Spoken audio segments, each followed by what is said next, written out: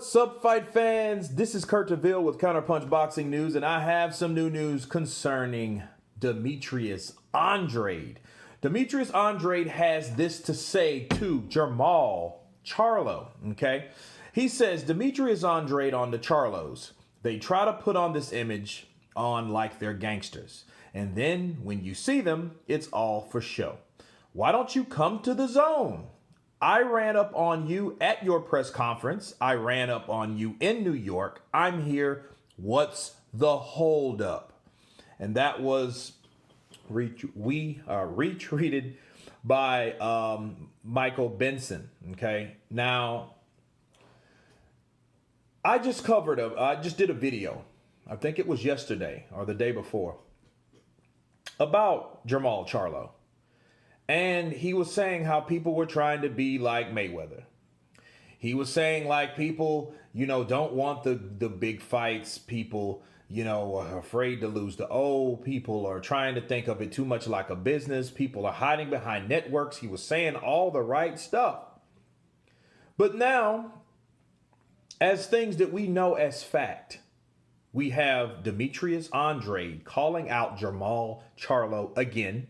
And yes, I said Jermall Charlo because Jermall Charlo is the WBC middleweight champion of the world. Okay. Now, Demetrius Andrade, he owns the WBO version of that middleweight title. We also know Eddie Hearn has offered Jermall Charlo a massive one-fight deal.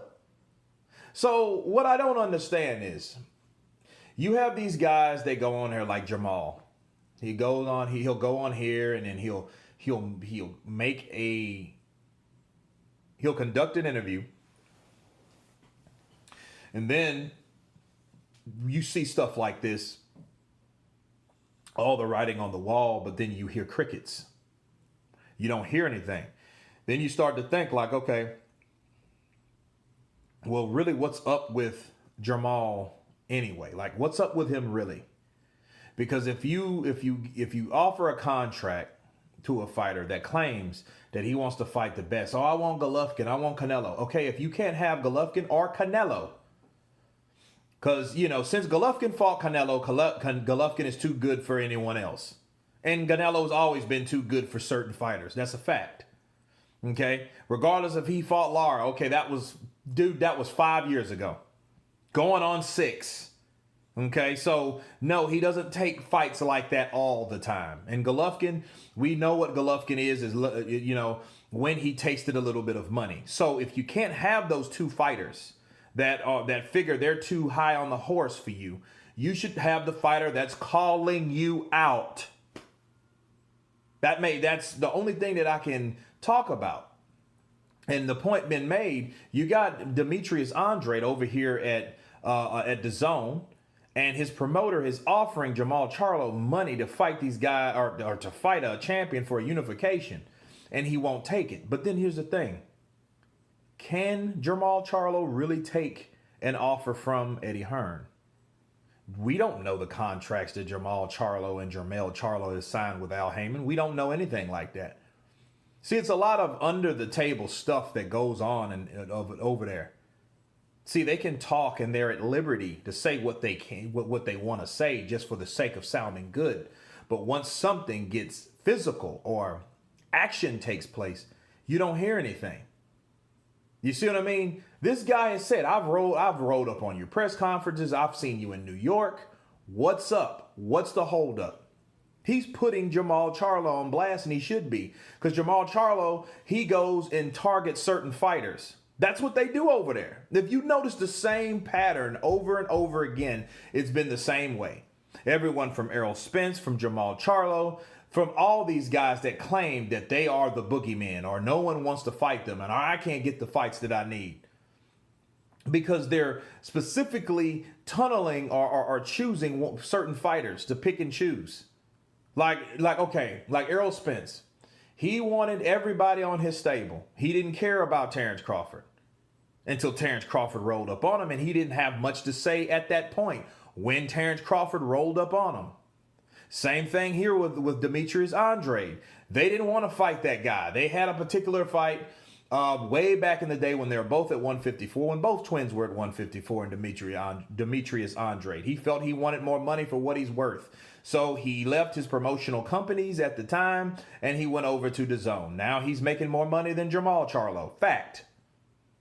Okay? But you can't say, man, I wanted to fight you back then. Why didn't you want to? Okay, that's water under the bridge. That was years ago.